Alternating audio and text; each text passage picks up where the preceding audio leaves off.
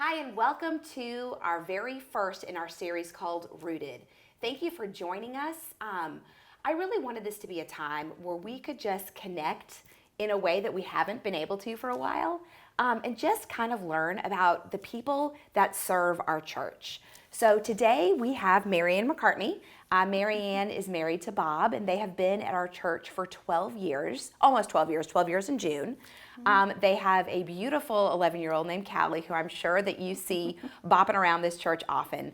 But what I really wanted this series to start with is just a way for you guys to get to know our staff families, and specifically our ministerial staff wives, in a new and different way. Often we can see each other and pass each other in the hallways of church, but we don't actually get to know each other. And so I thought this would be a great opportunity for you guys to get to know our staff families a little bit better. So Anne, thank you for being here. Thank you for being my guinea pig as we start this process out. So what I would love to do is I'm just going to ask you a couple of questions about you and about your life and about your story, and just share whatever comes to your heart. So just to start with, just tell me a little bit about the family that you grew up in, your mom and dad, and if you had siblings, and kind of where you grew up. Okay. Well, I grew up with a mom and a dad who were Christians, and I grew up in a very Christian home. My mom and my dad were always serving in the church. I remember my dad being a deacon, and from an early age, my parents were teachers in children's, and they taught the first and second grade in our church. And after that, my mom was the preschool director at our church. So we were really very involved in children's ministry at our church, and that was very important to me growing up, to see that my parents didn't just go to church. They served at church, and they read their Bible to them, for themselves, and they read the Bible to us as children. I have two brothers. I'm the oldest, and I have a brother that's 4 years younger than me. His name is James, and then a brother that's 4 years younger than him, so 8 years younger than me. His name is Ben, and both of them still live back kind of where we grew up. We grew up in Frisco. But not the Frisco we know, right? Not exactly the Frisco we know. Back when I was growing up, Frisco was smaller than Holiday. And I know that's hard to imagine. So we grew up in a time when really no one knew where Frisco was. And it's hard for me even now to realize that pretty much everyone in the whole United States knows where Frisco is because of all the sports. Right. And it's kind of become the place where everybody goes to practice, and I had the t-shirt. It's one of my favorites. Frisco, where Dallas goes to practice. Yep. That's great. And it is definitely it's on the map now. Absolutely. But not when you were growing up. When I was growing up, the closest place to go shopping was Valley View Mall on 635. And I remember my dad took me there one time to buy my mom a ring for Mother's Day. Oh, that's great. And he was filling the paperwork out because he had to order it to put the right stones in it. And they didn't know where Frisco was. And they thought he had come all the way from California to buy this ring. Oh my gosh, like Fresno or something? Like they thought that? And he was like, nope. Just drove 30 minutes down the road. So in my tractor, Yes, exactly. That is so funny. It's so funny to see just how things have changed just in Yes. not that long. Right. But I know you had a funny story. This kind of almost gives a picture of what Frisco was like when you were young. So talk about that kind of your first maybe early childhood memory or grade school memory. Yes, it's a very solid memory for me, and I know it's very accurate because my classmates also have the same memory, and we often talk about it, and it just really puts a smile on our face. But we remember when we were in the first grade in Mrs. Bowles' class, and her husband was actually the butcher in the local market, and he would come to the window every day at lunch, and she would open the window, and he would hand her a sack lunch that had a fresh sandwich in it that he had just cut, and give her that lunch every single day at of school, our first, right? Yes, like in at the window at school. he would come to the window, and all the children in the class would look to the window, wave at Mr. Bowles, and he would, slip that lunch in there, and we knew, he loved her just as much as we did because we all loved Mrs. Bowles. That is such a sweet memory, and just kind of talks a little bit of just a simpler time. It was a very, small town. Everybody knew each other. We all took care of each other, and it was a sweet place to grow up. Right. So as you were growing up, I know that, like you said, you had a really solid family who loved the Lord and who really walked that out. Of course, we always talk about no family is perfect, but really walked that out well. And but you also, God provided you kind of other people that poured into your life and almost like mentors Yes. that you were able to spend a lot of time in their home. What was one of those, or kind of just go a little bit more into that relationship with your pastor's wife and just kind of what she meant to you and what that family meant to you? All right. So when I was a teenager, we got a new pastor, and they had 2 small boys, and I became the babysitter for them. And my pastor's wife became a really good friend of mine, and it's really kind of neat just thinking that God placed that in my life and really put me in that home because of his call on my life would be to be a pastor's wife. And so it gave me an opportunity to really see what it was like in a pastor's home and the pressures that they felt, and just to kind of see firsthand. Just to really see how life was for a Right. pastor's wife, and really to see, just to give me just that background, really. Right. So you kind of saw faith walked out in multiple different places in your life. Yes. Which I think was so important and is such a good encouragement, I think, for us to continue to look for that for our families and for our kids. So, but what was fun also is that this is also how you met Bob, right? That is how I met Bob. And I actually heard a really great story that I had never heard before. So will you tell us a little bit about maybe the first time you saw Bob? Yes. So I don't know how many of you had been to Frisco back when it was little, but in our town we had a water tower right on Preston Road, really up until just a couple of years ago when they tore it down. And the water tower said, Frisco, home of the fighting coons. And the first time I met Bob, I was at Luann and Steve's house, the pastor and his wife, and he came in and came to the door, and I opened the door, and I saw this man standing there in this really bright orange shirt, which I didn't quite get, but I totally understand now. And he walked in the house, and the first thing he said was, Frisco, home of the fighting coons. And he kind of was just making fun of my mascot. And I did not like that because I was very proud to be a Frisco coon. And of course, we know that's a raccoon, not anything else. But he he thought that was very funny, and so he said, I've got to have a t-shirt that says this. And so, of course, my pastor's wife is like, hey, Marianne, take Bob downtown to the t-shirt store. So and take a strange man that you just met. Yes, find him a shirt that says this on it. And so here I am, 15 years old, and I'm taking a 23-year-old man that I've never met before, and we're going downtown to my hometown, which, imagine holiday, you taking a person like Sure, everyone's going to know. Everybody saw us driving down the road and was trying to figure out why I had a man in my car that they had never seen before, and why are they bringing him into the store. And of course she asked me for a loaf of bread, so I had to take him to the convenience store where my best friend was working and could see out the window, and everybody's Rumors asking flew, I'm me, sure. who is this man that you have in your car? And of course it was Bob. Sure, but of course at that point you were not super impressed because he was making fun of making fun of everything you held dear. Exactly. Exactly. And of course he is 8 years older than me. Right. He Still is. He is 8 years older than me. So I definitely was not looking to him as anything else but this man This that man that was come and making making fun of, fun. yes. And so the pastor was actually his cousin.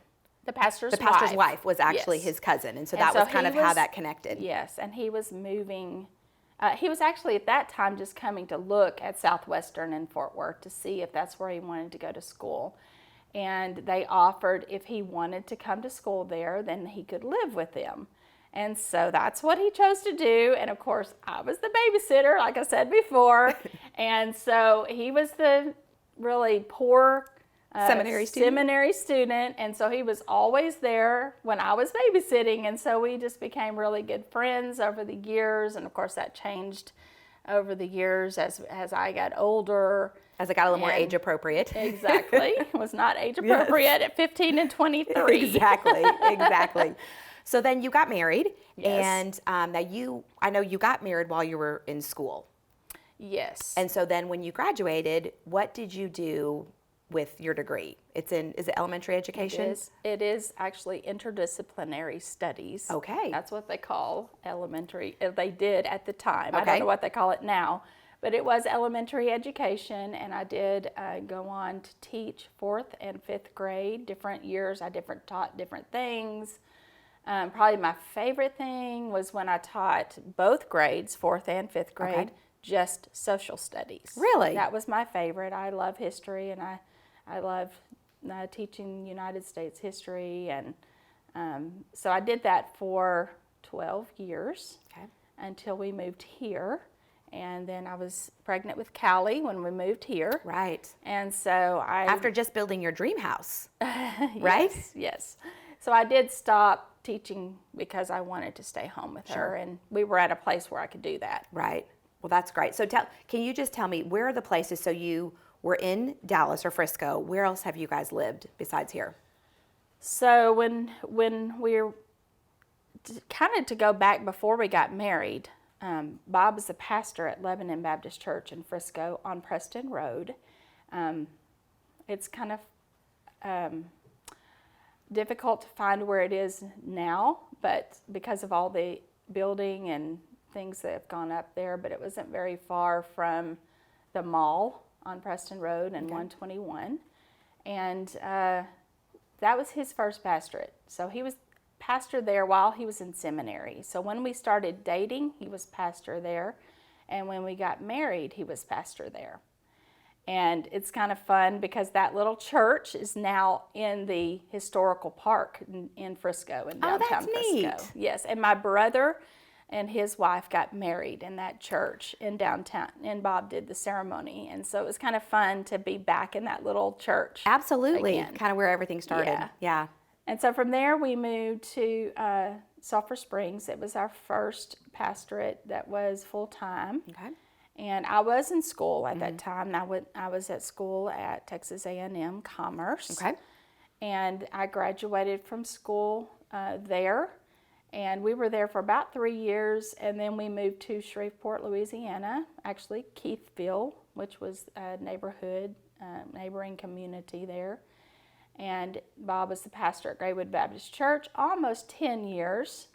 And then we moved back to Sulphur Springs, which is really odd because there aren't very many pastors who live in the same city, especially a city that's 15,000 people twice, but we did. We went back to Sulphur Springs, and this time we were at First Baptist Church.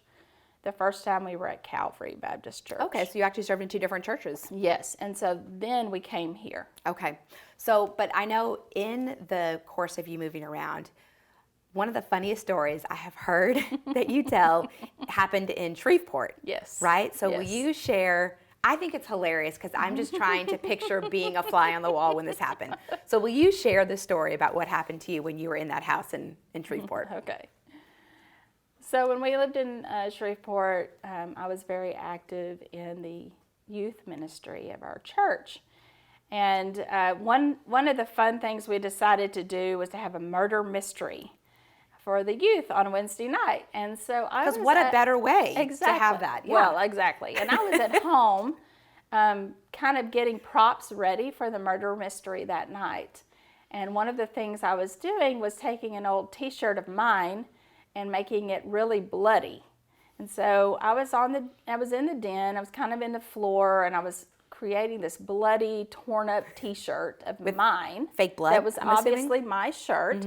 Yes, fake blood, paint. I don't know what it was, but then someone started trying to get in the door behind me into the den, and it scared me half to death because no one ever came just trying to get into the house. The person didn't knock. They didn't ring a doorbell or anything. They just started trying to get in the house. And I thought someone was trying to break into the house.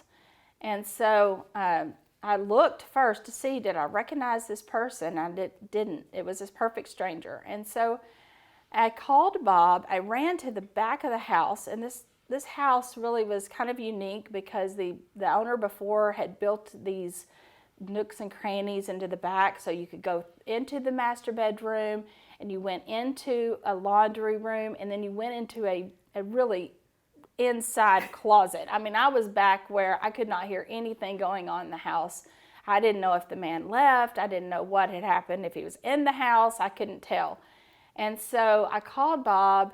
He was at work. We didn't live very far from the church, so he hurried home, and he did not find anyone trying to get in the house. So he came on in the house, but when he did, he came into the house to a scene that wasn't exactly what he was planning on finding, but it looked like something from a horror movie because he walked into my bloodied shirt laying there torn up on the floor, and he didn't know I had been creating this. So he was thinking that I'd been attacked, and he started hollering for me.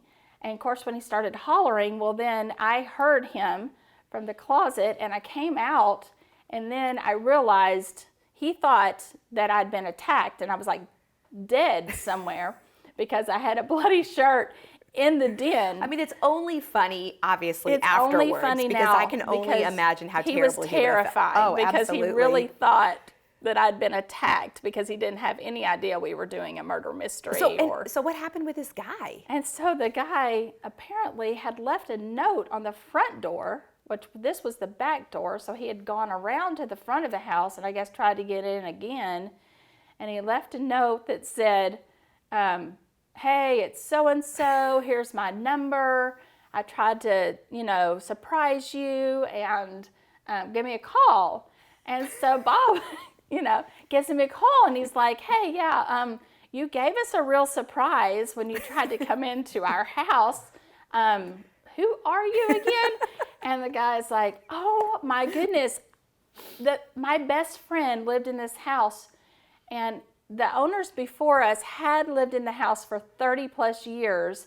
And I guess this guy had been their friends of their kids, and he was in town after moving and had been gone for 3 years or so, did not realize the people had moved, and was going to surprise them by just walking in. And he said that's how we did it back then. We just walked right into in. the house, and that would not have been a good thing to do on me. Because oh my goodness. I mean, like I said, I can just picture being there, and just like I said, I know hindsight it's hilarious, but I'm sure it's hilarious. Going through yes, emotions were very high. Oh, absolutely, absolutely. So then you move here, and like you said that you were pregnant with Callie, Yes. and had Callie, and now you've gotten to be at home with her. And just even from our talking recently, I mean, you are extremely busy with all the things that Callie does. Right. But one of the things that your family loves is Disneyland, and I don't think that you guys really did that before you had Callie. It's really since Callie, right, that has been. Yes. So, and I think one of your favorite memories we've talked about is from being at Disney, and I just thought it'd be fun for you to share that because that's a real special part for the McCartney family.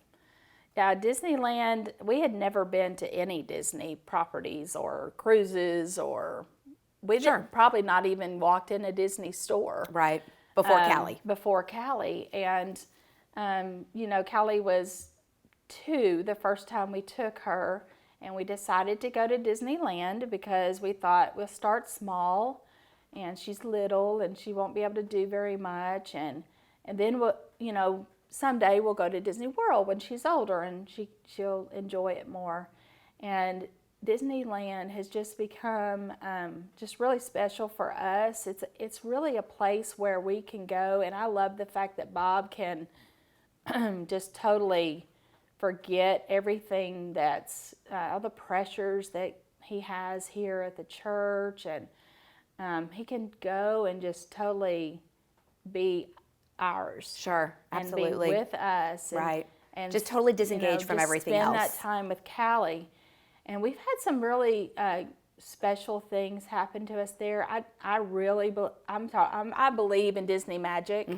I just do, because I Right. really think it happens. Well, you've experienced it. And we have experienced it. And one of the things we did, and I know you guys gave us a trip there on our 10th anniversary, and we decided, since we were going there, the church was buying the trip for us, that we'd do something special. And so one of the things we did was we bought tour tickets for us to go on the Walking in Walt's Footsteps tour. So the three of us went on this tour, and one of the things on the tour was the fire station apartment of Walt Disney. And we got to go inside the fire station and see where Walt Disney lived, and that was a really, really neat time. And Callie has really become fascinated with Walt Disney, and just wanted to read about him and learn about him. And Disneyland is the only park that Walt Disney ever saw, and the one that he walked every morning. And we had heard that the chef at the Carnation Cafe, Chef Oscar, he's retired now, but as he worked there just a couple of years ago, he retired.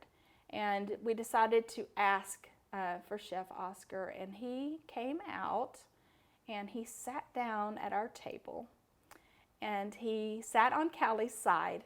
And he turned to Callie and he grabbed her hands and he said, "I hear you love Walt Disney." And he said, "I knew Walt Disney. And let me just tell you some things about him." And he told us story after story about Walt Disney and how he would come to the park early and he would ride the rides, and just he wanted to make sure everything was working correctly. And let me tell you, just sitting down with someone who actually knew Walt Disney as a friend and as a boss, Amazing. was amazing. Absolutely. Was amazing. So that's just seeing the joy on my daughter's face, and really on Bob's face when they are at Walt Disney. Sure. It's like they're in a different Disneyland is just, they're in a different place. I mean, Yes. just that really, like you said, the burdens are gone. And I think and they have their special rides. They like the Star Tours, which Mama does not ride because Mama gets car sick on Star Tours. So it's good that Dad and daughter have some special things they do together. It's wonderful that they have their thing together, and I honestly, we know it so well. Callie could be a guide. She could be a tour guide. Yeah, she could be a guide. Well, that's great. And I know that you guys have had, you have such a great family, and I think what I want people to know is how much you truly do love each other. I think we have a lot of staff at our church, and I think we're so blessed with staff who really, truly love the Lord and really, truly love their families. Yeah. And I think that starts from the top up. And so I've gotten to witness how much Bob loves you and Callie. And although that he does have the pressures of, being head of this church and the leadership that God has given him, he does prioritize his family. And so I think there was something, and we've talked a little bit about this, of there's always these things that ministry, these myths of ministry. And so I've asked each of you to kind of talk about what's a myth of ministry or ministry families that you've heard people say, or maybe you've experienced and you want to debunk. Because I think that's important for people that live outside this fishbowl to know that the things that sometimes are said about ministry families are not necessarily true. Yeah. So I think the number one myth that I feel people believe about, especially the senior pastor's family, but really about all of us, is that we're perfect or that we're different in some way than other people. The people that make up our family are people. We all sin within our family. At home, we cry, we laugh, we are frustrated, we argue with each other, we sin just like everybody else. There's no perfection in our lives. And when you see Bob on the stage, a lot of times it's really easy to think he has it all together, or I have it all together, or even Callie has it all together. And I know something really frustrating with Callie is hearing from classmates or other kids her age that she's perfect because she's the pastor's daughter. And that's just really not true. Right. That is a myth. We are human beings, and the Bible says all have sinned, and we are in that category. So we all need Jesus. And we all need Jesus, and we all need the grace that he gives us. We all need forgiveness, not just from him, but from people. Absolutely. You know, we need to forgive people sometimes when we get offended, and we need to be forgiven when we make mistakes. Right, right. I think that's so good. I'm so glad you said that. So as we draw our time to a close today, the last question I want to ask each of these during this series is just through your highs and lows, and you've shared some highs and lows and happy and sad, and what has been something that has rooted you, something that has really been the foundation when everything else falls apart? What is something that you come down to that kind of holds you steady or roots you? Well, of course, the Word of God roots us, roots me as a believer, not really even just as a minister or as someone he has called me to ministry, but I'm rooted in his Word, and that's really where I get my encouragement, I get my hope, I get how to live our daily life. Being able to study his Word and go dig deep into it, and precepts is one thing that I've absolutely loved that's helped me to dig into his Word, and that really is what roots me. Right, because that's the truth. Even when things feel so,